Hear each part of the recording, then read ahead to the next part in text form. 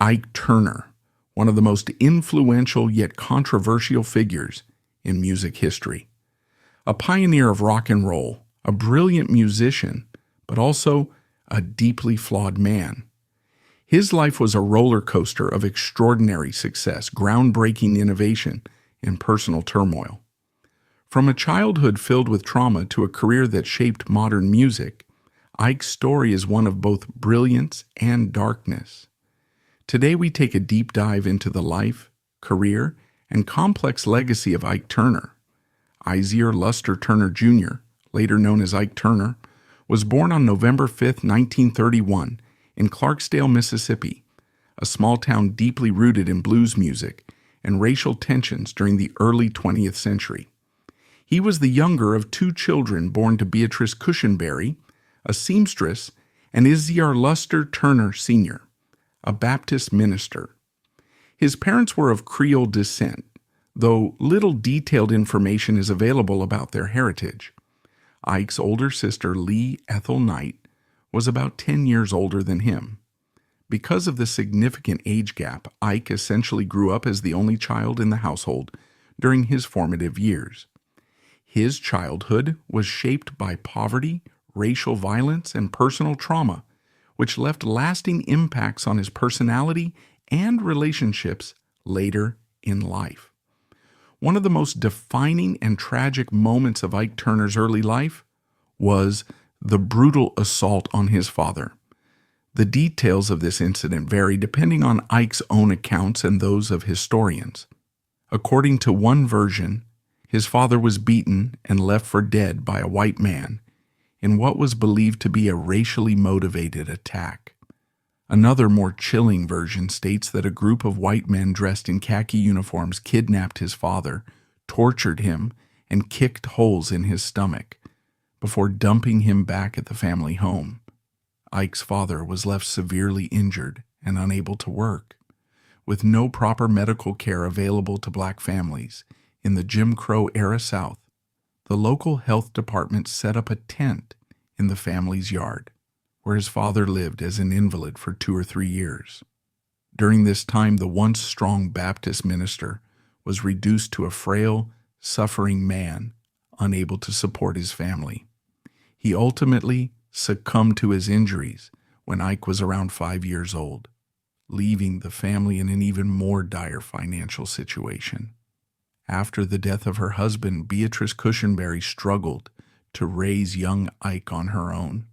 Eventually, she remarried a man named Philip Reese, an artist who, despite his creative profession, was described by Ike as a violent alcoholic. This new household dynamic was far from stable, and the relationship between Ike and his stepfather was tumultuous. At one point, after Philip Reese beat him severely, a young Ike retaliated by knocking him unconscious with a piece of lumber. Fearing the consequences, Ike ran away to Memphis for a few days before eventually returning home. Despite their strained relationship, years later, after Ike had become successful, he moved his stepfather into one of his homes in St. Louis and took care of him until his death in 1961. This gesture, despite their difficult past, suggests that Ike still harbored a sense of familial responsibility, even toward those who had hurt him. Ike Turner's older sister, Lee Ethel Knight, was not heavily involved in his public life, and little is documented about their relationship. Given their age gap of around 10 years, it is likely that she had already moved out or started her own life by the time Ike was growing up. Unlike Ike, who gained fame in the music industry, Lee Ethel remained largely out of the spotlight, and no significant records indicate whether she played a role in his later years. Beyond the violence within his family, Ike also suffered sexual abuse from an early age. At just 6 years old, he was repeatedly assaulted by an older woman known as Miss Boozy, who lived in his neighborhood. She would lure him into her home under the pretense of feeding chickens, but would then sexually abuse him. This disturbing pattern of abuse continued daily for some time. Unfortunately, this was not the only instance of sexual exploitation in his childhood.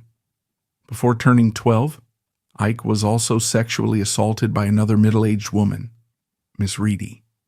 These early traumatic experiences left deep psychological scars, which he later admitted had a profound effect on his attitudes towards sex and relationships.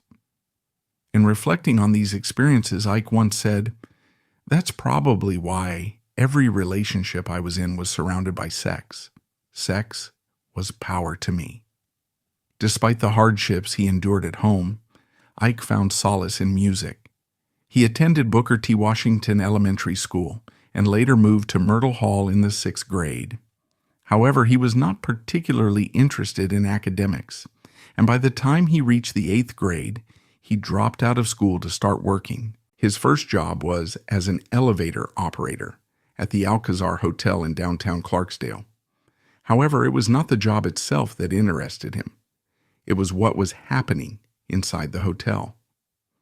The Rock's radio station was located in the same building, and young Ike became fascinated by the work of DJ John Friskillo.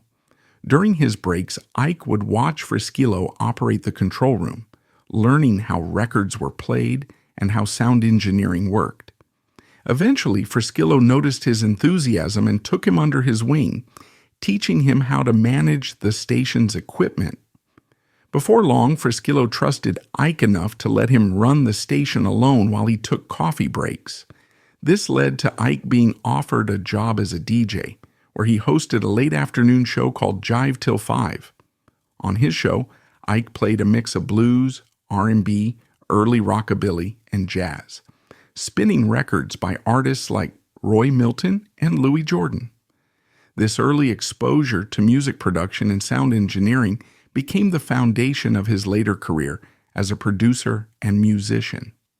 Ike Turner's love for music grew even stronger when he first heard blues pianist Pinetop Perkins playing at his friend Ernest Lane's house.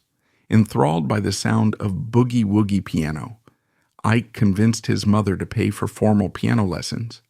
However, he quickly lost interest in structured lessons and instead spent the money in a pool hall. Determined to learn the authentic blues style, Ike chose to study informally under Perkins, mastering boogie-woogie piano rather than classical technique. By his early teens, he had moved into the Riverside Hotel in Clarksdale, a legendary venue that hosted traveling blues musicians, including Sonny Boy Williamson II and Duke Ellington. Through these connections, Ike immersed himself in the world of blues, and by age 13 he had already played piano alongside Sonny Boy Williamson II. As a teenager in the late 1940s, Ike Turner began his musical journey by joining a local rhythm ensemble called the Top Hatters in Clarksdale, Mississippi. The group consisted of over 30 members, many of whom were young musicians from the area, including his school friends Raymond Hill, Eugene Fox, and Clayton Love. They initially focused on playing big band music, performing complex arrangements from sheet music. However, Ike, who had no formal training in reading music, developed a unique way of learning. He would listen to records at home, memorize the songs by ear, and then pretend to read the sheet music during the rehearsals. After about a year, creative differences led the group to split into two factions.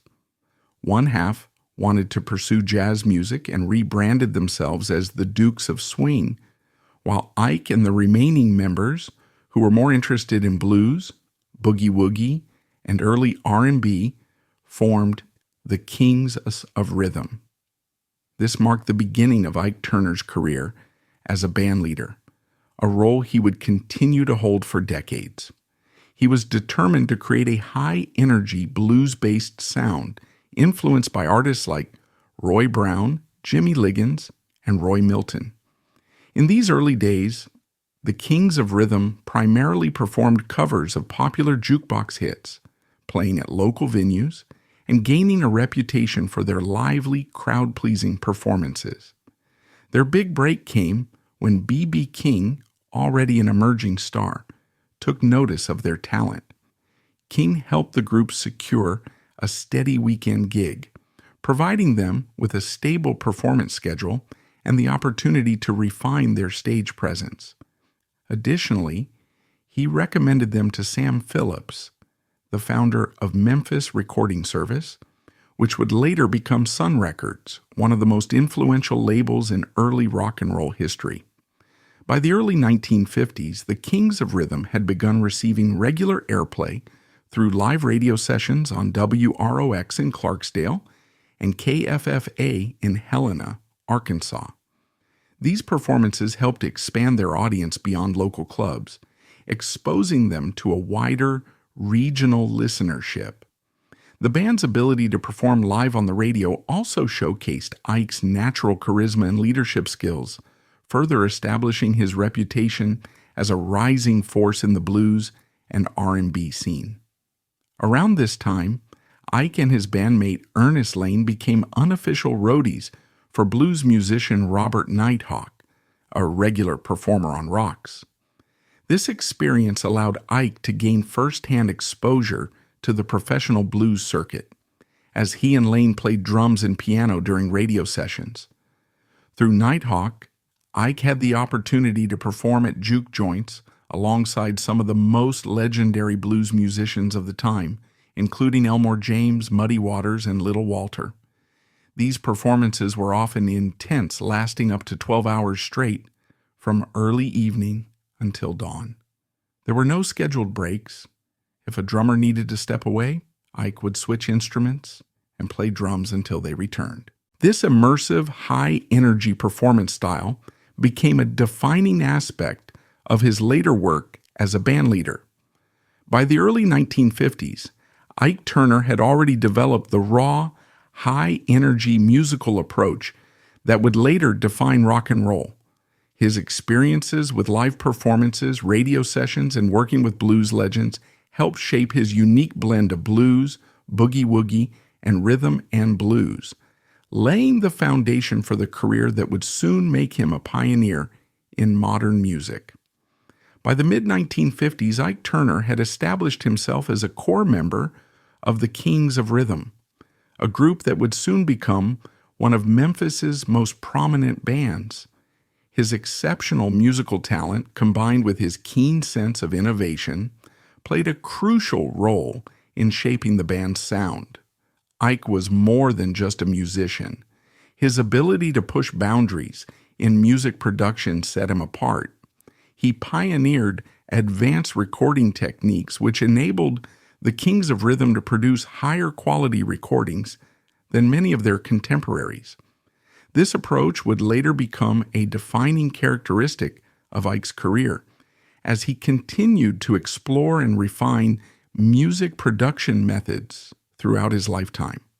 His technical expertise, combined with his dynamic leadership, helped the Kings of Rhythm gain widespread recognition, particularly in Memphis, a hub for blues, rock, and soul music at the time. Although Ike Turner went on to have a long and complex career, one of his most historically significant contributions came in 1951 when he recorded Rocket 88 with the Kings of Rhythm. This song is now regarded as one of the first true rock and roll records in music history. At the time, Rocket 88 did not receive immediate mainstream success, but its impact grew over time. The track was notable for its raw energy, distorted guitar sounds, and driving rhythm, which became hallmarks of the rock and roll genre. Some music historians even argue that Rocket 88 helped lay the foundation for the rock explosion that followed in the mid to late 1950s. Despite this groundbreaking achievement, Ike Turner did not initially receive widespread recognition for his role in the song's success. Sam Phillips, the legendary producer who later discovered Elvis Presley, Johnny Cash, and Jerry Lee Lewis, was involved in the production of Rocket 88 and released the song under Jackie Brenston's name, the song's lead vocalist and saxophonist. This meant that Ike's contributions were largely overlooked at the time, even though he was the driving force behind the track's composition and arrangement. Looking back, Rocket 88 is now widely credited as a pioneering rock and roll recording, cementing Ike Turner's place as one of the genre's early innovators. However, at the time, his influence remained underappreciated, and his contributions to shaping early rock music did not receive the immediate credit they deserved. By the late 1960s and into the 1970s, Ike Turner reached a new peak of success with the creation of the Ike and Tina Turner Revue. This duo became one of the most groundbreaking acts of the era, combining soul, rock, and R&B into a high-energy, electrifying performance style. What made Ike and Tina Turner stand out was their unique combination of musical strengths. Ike, as a skilled musician, arranger, and producer, crafted a powerful sound, while Tina Turner's explosive voice and charismatic stage presence brought an unmatched level of excitement to their performances. Together, they created a signature sound that blurred the lines between rock and soul, attracting both black and white audiences. A significant achievement at a time when racial barriers in the music industry were still prevalent. Their live performances were particularly legendary. The Ike and Tina Turner Revue became known for their high-energy stage shows, featuring dynamic choreography, intense vocal delivery, and a fast-paced musical style that kept audiences captivated. This electrifying performance style played a major role in their rise to international fame, making them one of the most sought-after acts in the music business during the late 1960s and early 1970s. Despite their enormous success, Ike and Tina Turner struggled to maintain their dominance in the industry by the mid to late 1970s. One of the main reasons was the changing landscape of the music industry. New genres like disco, funk, and electronic music began to take center stage, shifting the tastes of mainstream audiences.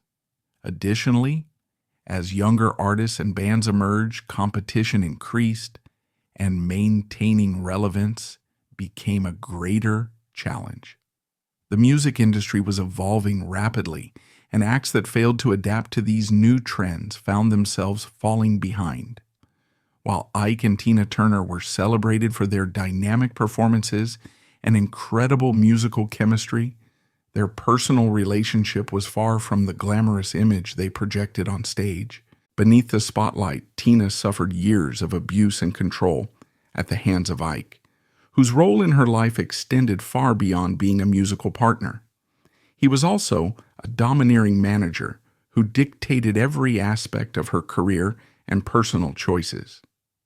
Tina later revealed that Ike's need for control was so extreme that it left her living in fear, unable to make decisions independently or escape his influence. The abuse was not only emotional and psychological, but also deeply physical. Ike was known for his violent temper, and according to Tina's own account, he frequently beat her brutally, often over minor disagreements or his own frustrations. He used violence as a tool to maintain dominance over her, ensuring that she remained under his control. This toxic dynamic created an environment where Tina felt trapped, unable to escape the emotional and physical pain. Tina Turner later chronicled the horrors of her marriage in her famous autobiography, Ike Tina, where she detailed the relentless physical beatings and emotional manipulation she endured. One of the most horrific incidents she recounted was a night when Ike beat her so severely that she was left unable to walk. The level of cruelty and suffering she endured for years eventually became too much to bear. By 1976, after more than a decade of torment, Tina finally reached her breaking point. She made a desperate and dangerous escape, leaving Ike with nothing but the clothes on her back and whatever she could carry. Her departure was risky, as Ike had maintained control over their finances, career, and even their personal networks, making it difficult for her to build a life on her own. However, despite having no money and no clear plan, she was determined never to return to the abuse.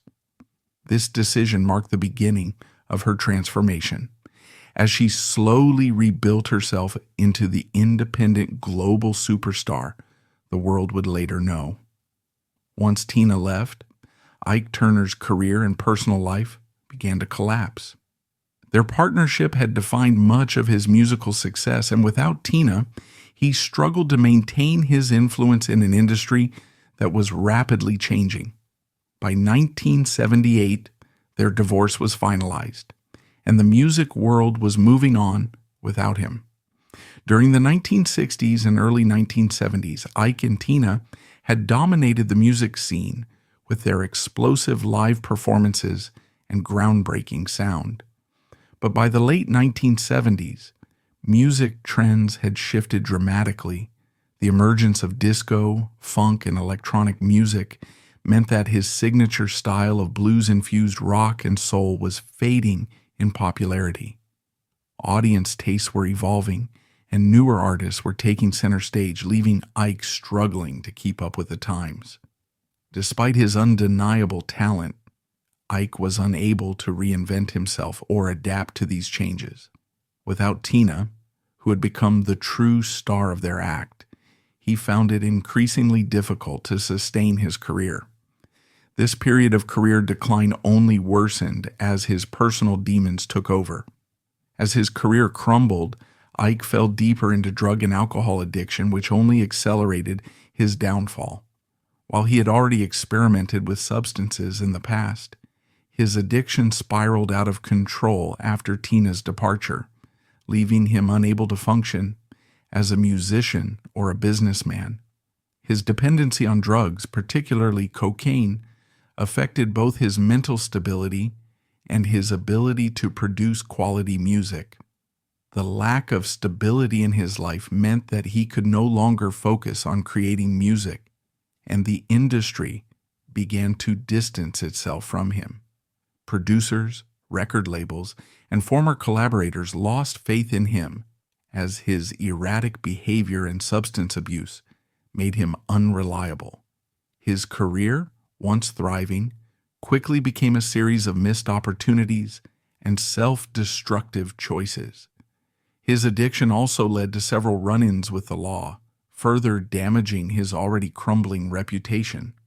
He was arrested multiple times on charges related to drug possession, drunk driving, and violent altercations. Each arrest pushed him further into obscurity, solidifying his fall from grace.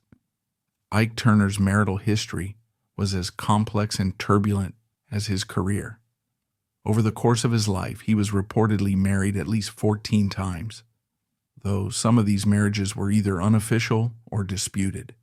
His relationships were often marked by intensity, conflict, and instability, reflecting the chaotic and fast-paced lifestyle he led. His first known marriage was to Edna Dean Stewart in 1948, when he was still a teenager. However, their union was short-lived, and they eventually separated.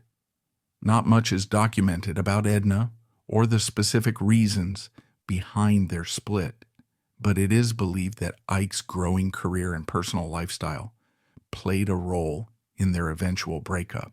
By 1950, Ike had entered another marriage, this time with Velma Davis, née Deichmann. This relationship was complicated from the beginning, as Velma already had a daughter, Linda Turner Bullock, whom she claimed was fathered by Ike. However, Ike later denied being Linda's biological father, leading to disputes over paternity. Their marriage, like his first, did not last long. Following his split from Velma, Ike became involved with Rosa Lee Sane, whom he also married. However, their relationship was cut short due to Rosa's struggles with mental health. She was later admitted to a psychiatric institution, and their marriage was ultimately dissolved. By 1952, Ike was married to Marion Lewis Lee, also known as Bonnie Turner. Bonnie was not just his wife, but also a key member of his band, the Kings of Rhythm. She played a role in Ike's early career as a performer, helping him refine his musical style and stage presence. However, their relationship did not withstand the pressures of life on the road, and they eventually parted ways in 1955. Ike then had a relationship with Lorraine Taylor, with whom he fathered two sons, Ike Turner Jr. and Michael Turner. Unlike his previous wives, Lorraine was not involved in the music industry, which may have contributed to their eventual separation. His demanding career and personal issues created a divide between them, and their relationship eventually came to an end. Another significant marriage in Ike's life was to Jeanette Basil Turner, a former singer who became his wife in 1995. Jeanette stood by Ike during his later years, including his legal troubles and struggles with addiction. She was one of his final partners before his passing, and she played a role in trying to rehabilitate his public image. Aside from his legal marriages, Ike was known to have had numerous relationships throughout his life, many of which were characterized by intensity and volatility. His personal life often mirrored the chaos of his professional career, with multiple breakups, reconciliations, and controversies. Despite the many marriages and relationships, his connections with his spouses and children were often strained. His unpredictable nature, history of substance abuse, and controlling tendencies made it difficult for him to maintain stable, long-term relationships. Even in his later years, some of his former wives and partners expressed mixed emotions about him, acknowledging his musical genius while also struggling with the trauma and difficulties that came with being close to him. Ike Turner passed away on December 12, 2007, at the age of 76 due to a heart attack at his home in San Marcos, California. His death marked the end of an era for a musician who had played a pivotal role in shaping rock and roll, rhythm and blues, and soul music. Despite his many personal and professional struggles, Ike remained a significant figure in music history, credited with pioneering early rock and roll sounds and influencing countless artists. However, unlike the tributes that often follow the passing of musical legends, public reaction to his death was deeply divided. While some mourned the loss of an innovative musician, others were unable to separate his artistic contributions from his troubled personal history. His abusive behavior, drug addiction, and legal troubles overshadowed many of his achievements, making it difficult for people to celebrate his career without acknowledging the darker aspects of his life. Despite the controversies that surrounded him, many in the music industry paid tribute to Ike Turner following his death. Fellow musicians, producers, and industry veterans who had worked with him or been inspired by his work expressed their sorrow, recognizing the role he had played in shaping modern music. Artists who had grown up listening to his pioneering work in rock and roll and blues acknowledged his influence even as they grappled with the complicated reality of his past. His impact on music production and performance techniques remained undeniable. Ike was among the first to experiment with distorted guitar sounds, rhythmic innovations, and stage performances that later became essential elements of rock and soul. His band, the Kings of Rhythm, and his work with Tina Turner helped shape the sound of modern rock, blues, and R&B, influencing both black and white artists in an era where music was still heavily segregated. Although Ike Turner was a trailblazer in the music industry, his legacy remained one of the most controversial in modern music history. His career had reached extraordinary heights, but his personal struggles with substance abuse, domestic violence, and erratic behavior left a permanent stain on his reputation.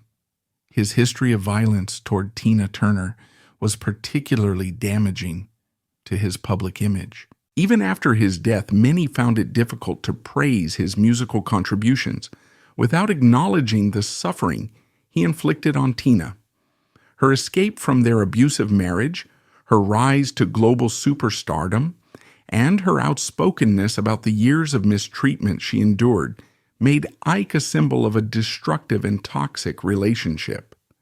While some believed that his musical genius should be recognized separately from his personal flaws, others argued that his actions could never be excused or ignored.